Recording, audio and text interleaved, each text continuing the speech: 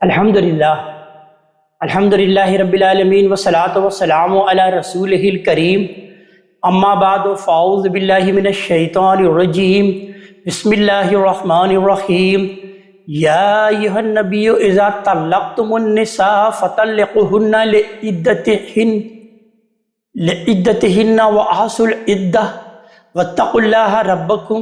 لا تخرجوهن من بیوتهن ولا یخرجن الا ان یأتین بفاحشۃ مبینہ وتلک حدود اللہ ومن یتعد حدود اللہ فقد ظلم نفسہ لا تدری لعل اللہ یحدث بعد ذلک امرا۔ صدق اللہ العظیم۔ رب اشرح لی صدری ویسر لی امری واحلل عقدۃ من لسانی یفقہوا قولی۔ ربنا لا تؤاخذنا ان نسینا او اخطأنا۔ اللہ تبارک تعالیٰ کے فضل و کرم سے اور اس کی بابرکت نام سے آج ہم قرآن حکیم کی 65ویں صورت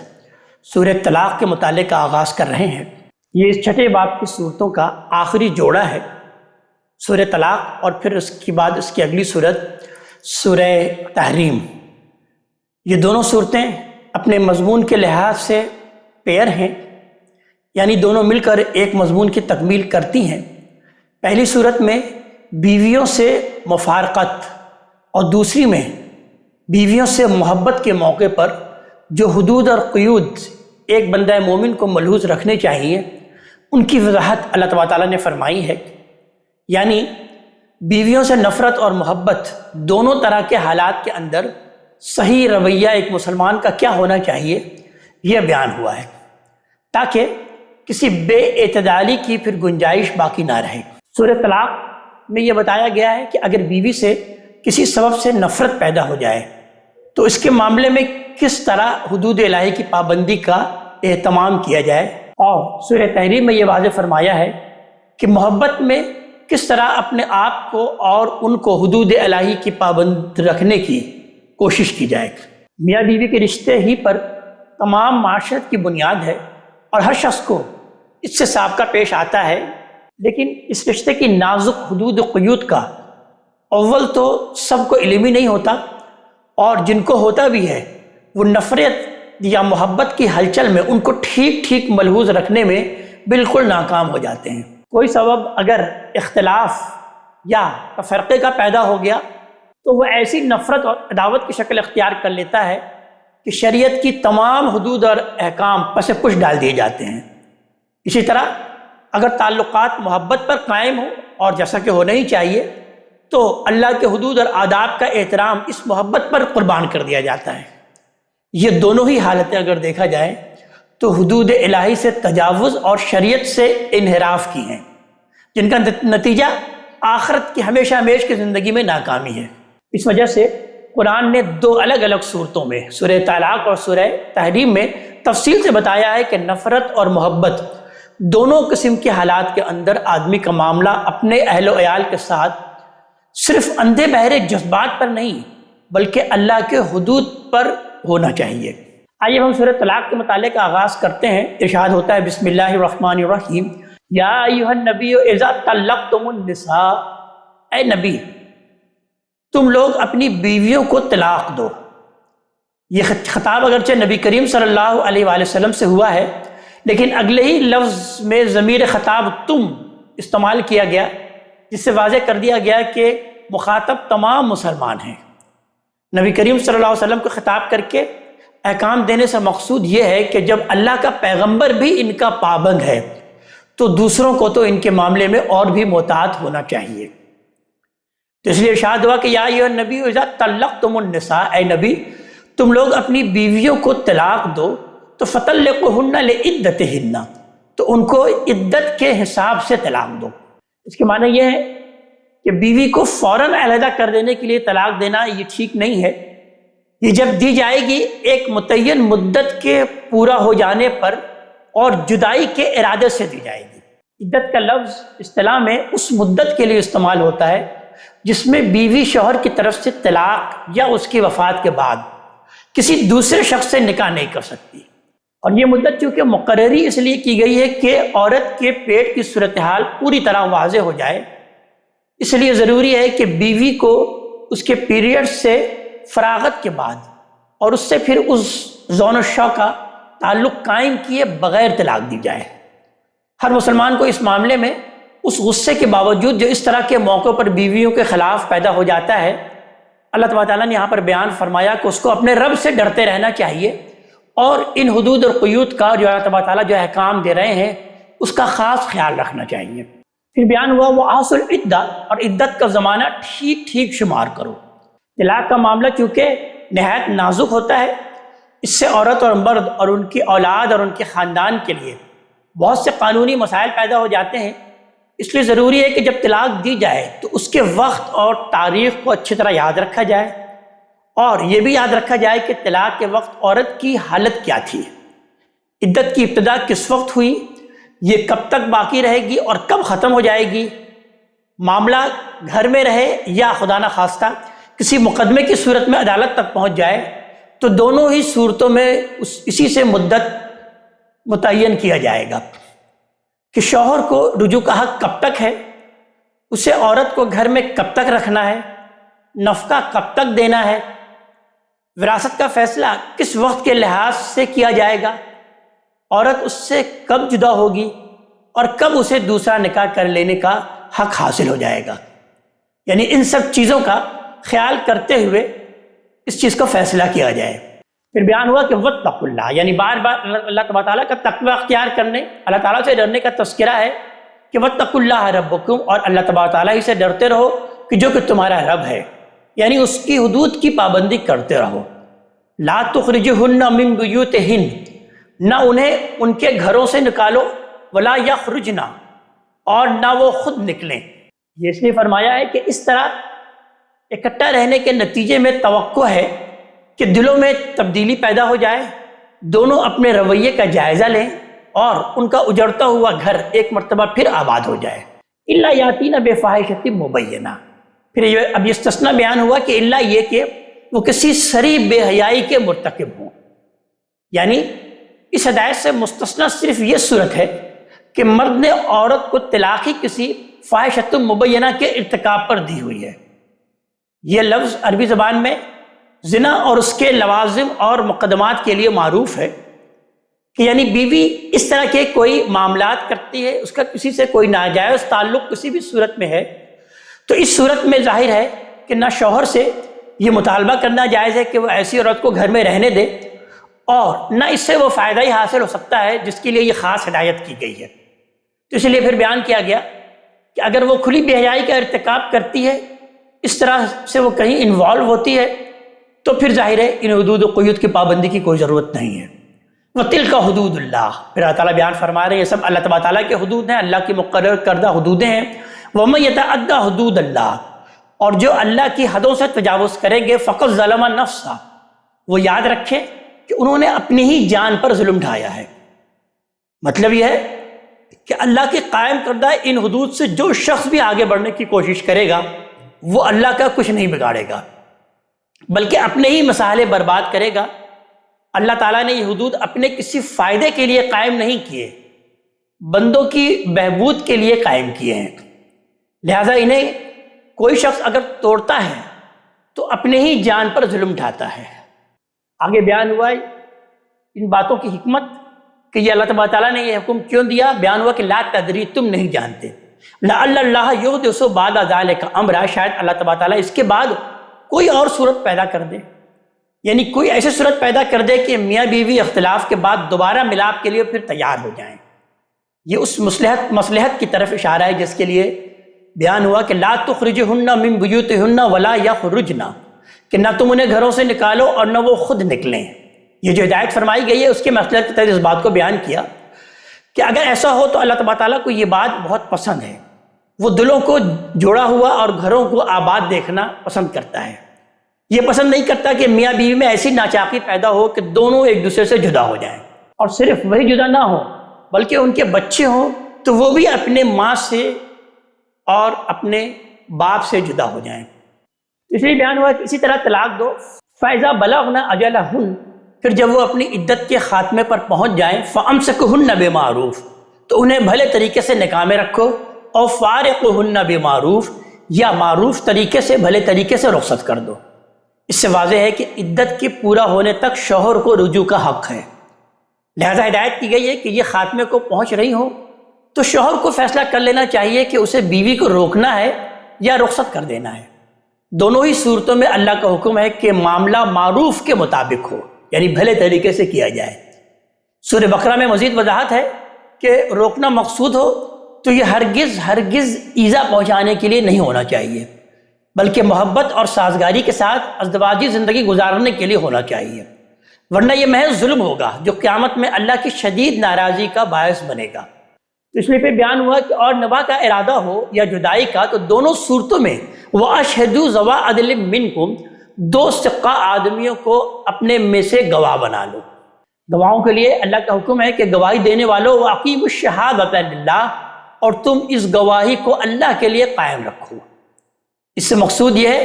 کہ فریقین میں سے کوئی بعد میں کسی بات کا انکار نہ کرے، اور اگر نزاع پیدا ہو تو اس کا فیصلہ آسانی کے ساتھ ہو جائے۔ مزید یہ کہ اس معاملے میں کسی قسم کی شکوک اور شبہات پیدا نہ ہو اور لوگوں کے لیے ہر چیز بالکل واضح اور متعین رہے۔ ذالکم، یہ بات ہے یوعظ بہ، جس کی نصیحت تم میں سے ان لوگوں کو کی جاتی ہے۔ من کان یؤمن باللہ والیوم الآخر، جو اللہ پر اور قیامت کے دن پر ایمان رکھتے ہیں۔ ومن یتق اللہ، اور جو لوگ اللہ سے ڈریں گے، انہیں کوئی مشکل پیش آئے تو یجعل لہ مخرجا، تو اللہ تبارک تعالیٰ ان کے لیے نکلنے کا راستہ پیدا کر دے گا۔ وَيَرْزُقْهُ مِنْ حَيْثُ لَا يَحْتَسِبُ، اور انہیں وہاں سے رزق دے گا جدھر سے ان کا گمان بھی نہیں جاتا ہوگا۔ یہ اس لیے فرمایا ہے کہ کوئی شخص طلاق دے کر محض اس لیے بیوی کو نکال باہر نہ کرے کہ طلاق تو دے دی ہے تو اب اس کے نان و نفقہ کی ذمہ داری مفت میں کیوں اٹھائی جائے۔ تو بیان ہوا کہ وَمَن يَتَوَکَّلْ عَلَى اللَّهِ، اور جو اللہ پر بھروسہ کریں گے فَهُوَ حَسْبُهُ،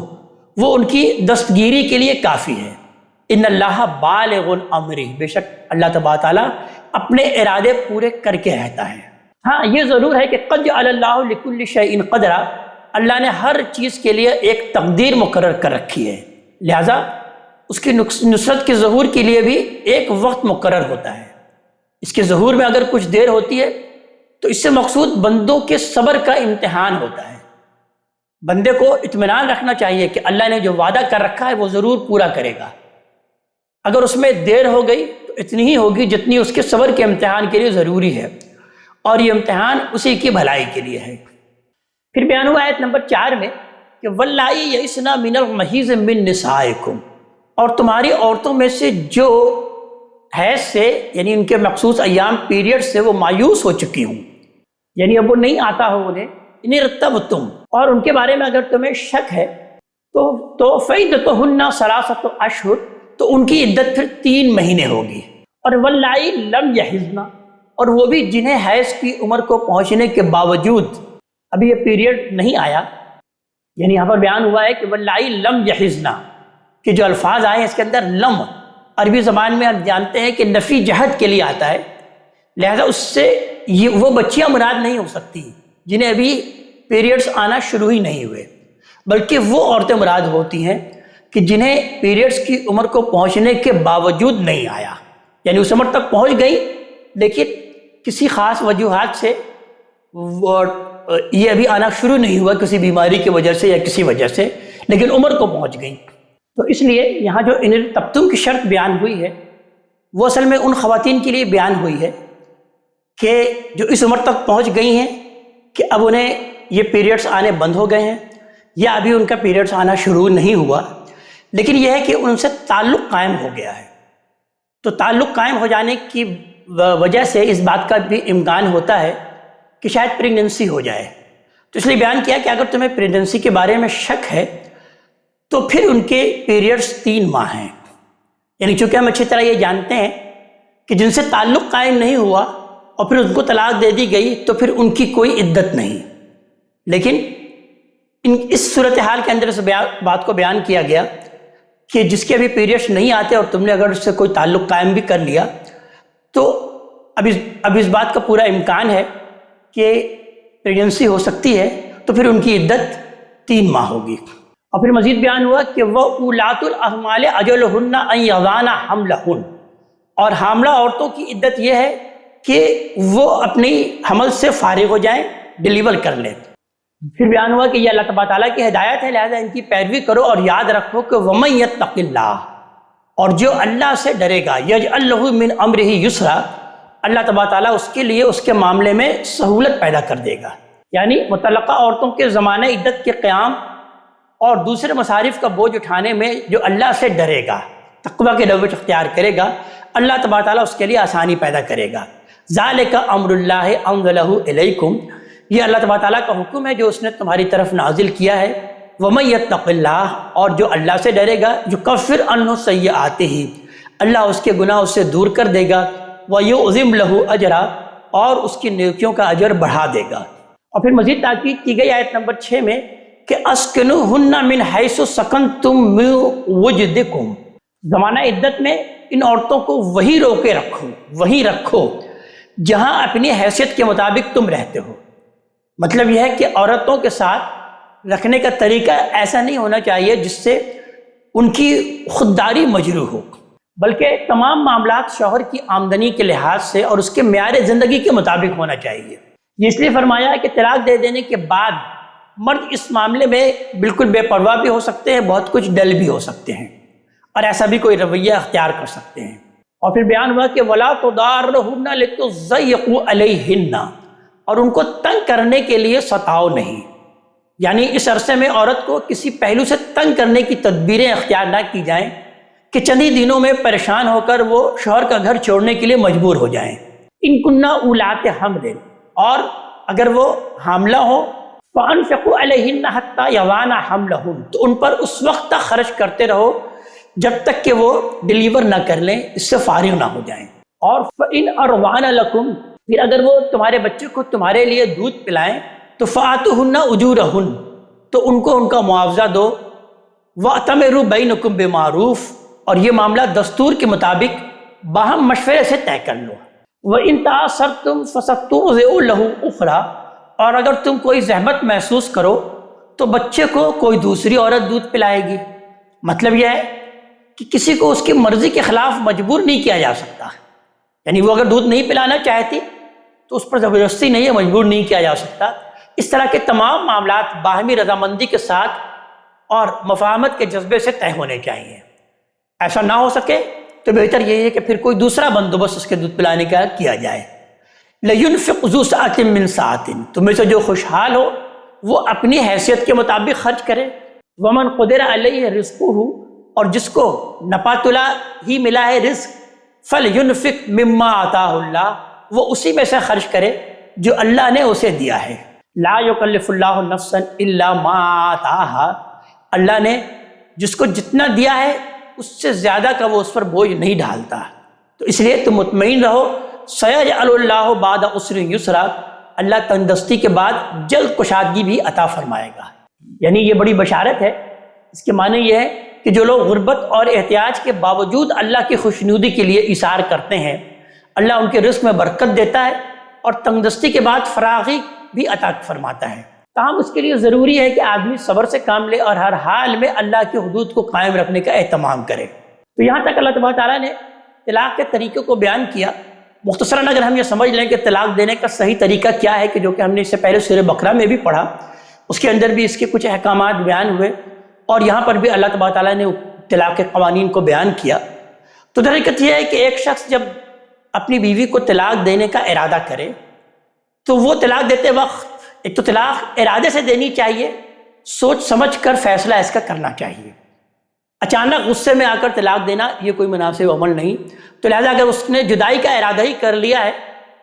تو پھر اس کا طریقہ اللہ تبارک تعالیٰ نے یہ بیان فرمایا کہ طلاق سب سے پہلے تو یہ دیکھا جائے کہ حالت طہر میں دیا جائے، یعنی وہ پیریڈ سے نہ ہو،